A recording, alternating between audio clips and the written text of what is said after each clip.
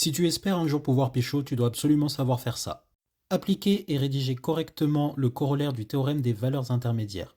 Je te montre tout de suite comment faire. Crois-moi, si tu regardes attentivement cette vidéo et que tu es un 3 ou 4 sur 10, tu vas glow up instantanément à un 8 ou 9 sur 10. Alors écoute bien jusqu'au bout, prends des notes et surtout enregistre. On va se concentrer dans cette vidéo sur le corollaire du théorème des valeurs intermédiaires. Déjà question, quand est-ce qu'il faut l'utiliser? Les gars, faut percuter un truc, c'est que l'application du corollaire du TVI et même l'application du TVI, c'est toujours la même chose.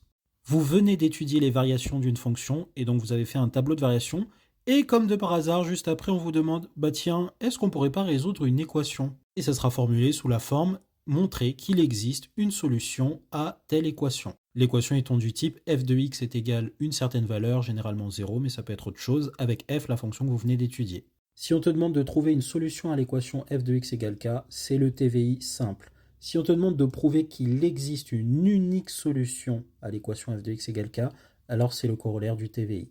Pour appliquer le corollaire du TVI, vous avez deux situations. Cette situation que j'ai représentée ici, où vous avez une fonction qui est strictement monotone et continue. Le strictement monotone est hyper important. Notez ici que j'ai représenté simplement strictement croissante, mais ça pourrait être aussi strictement décroissant comme ici. Notez qu'on peut également vous demander d'appliquer le corollaire du TVI dans un cas comme ceci. Alors effectivement, là on n'a pas stricte monotonie de la fonction sur tout l'ensemble où elle est définie, mais si on découpe en sous-intervalles où la fonction est monotone, comme ça, donc vous obtiendrez ça en ayant étudié les variations de la fonction, eh bien vous voyez que sur chacun de ces sous-intervalles, d'ici à ici, d'ici à ici, d'ici à ici et d'ici à ici, la fonction est strictement monotone. Vous pouvez donc appliquer le corollaire du TVI sur chacun de ces sous-intervalles. Et par exemple ici, comme on veut résoudre l'équation f de x est égale à cette valeur, eh bien vous voyez que vous avez une solution dans cet intervalle, une solution dans cet intervalle, une là et une ici. Ça vous dit, grâce au corollaire du TVI, que vous avez exactement, sur tout l'ensemble de définitions de cette fonction, 4 solutions. Donc le corollaire du TVI, ça vous permet de savoir le nombre total de solutions à une équation sur tout l'ensemble de définitions. Mais les hypothèses pour pouvoir appliquer le TVI, c'est quoi? Première hypothèse, f est continu. S'il vous plaît, n'oubliez pas cette hypothèse. La continuité, c'est l'ingrédient principal qui fait que ce théorème fonctionne. Donc oublier la continuité, c'est se tirer une balle dans le pied. Manger un pain aux chocolatines sans chocolat. Ou c'est comme une pizza sans ananas. Ou un stylo sans encre. Bref, ça ne sert à rien. Deuxième hypothèse, f est strictement monotone, croissante ou décroissante. Donc là aussi, c'est une hypothèse hyper importante. C'est cette propriété-là qui garantit l'unicité de la solution sur l'intervalle où vous voulez résoudre l'équation. Dernière hypothèse, il faut que K appartienne à l'intervalle des images des valeurs qui forment l'intervalle où on veut résoudre l'équation. Et notez que comme je l'ai fait ici, cela équivaut aussi avec les limites. Dit en passant, ces limites peuvent être éventuellement infinies. C'est pour ça que j'ai ouvert par défaut.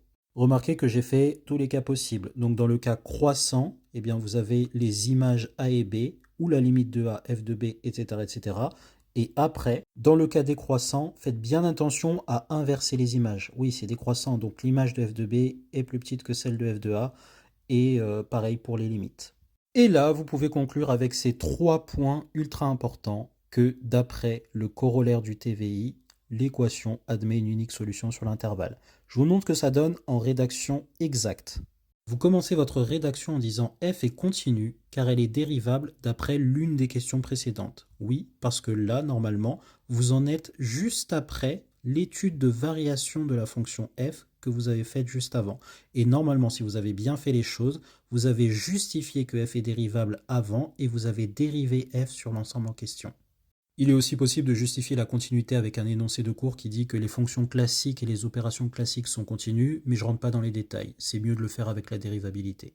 Vous continuez en disant de plus, f est strictement monotone sur l'intervalle 1,5, c'est un exemple, d'après la question précédente. Donc pour rappel, vous êtes encore après le tableau de variation. Cet intervalle peut être l'ensemble de définitions de la fonction, mais pas nécessairement. Ça peut être un sous-ensemble de l'ensemble des définitions de fonction, mais vous avez montré avec le tableau de variation que sur ce sous-ensemble, vous avez stricte monotonie. Donc soit stricte croissance, soit stricte décroissance. Enfin, 0 appartient à l'intervalle f de 5, f de 1. Vous avez remarqué ici, je me suis mis dans le cas où f est strictement monotone décroissante, puisque l'image de 5, la plus grande valeur, est le plus petit, et l'image de 1, la plus petite valeur, est plus grande. Pour justifier que 0 appartient à l'intervalle, eh bien vous calculez les images en question, qui peuvent être des limites, je le répète, et vous donnez l'intervalle ici. Et maintenant, vous pouvez conclure. Donc, d'après le théorème de la bijection, l'équation f de x est égale à 0 admet une unique solution dans l'intervalle 1, 5. Petite astuce pour que le correcteur crush sur vous et vous voit comme un BG, vous pouvez nommer ce théorème le théorème de la bijection. Il s'appelle aussi corollaire du théorème des valeurs intermédiaires, mais ça fait un petit peu plus classe de dire théorème de la bijection. Et enfin, une précision finale, vous savez que la solution unique que vous venez de trouver est bien dans l'intervalle 1, 5 ouvert, parce que l'image de 1, c'est 7,62, et l'image de 5, c'est moins pi. Donc aucun de ces deux-là n'a pour image 0.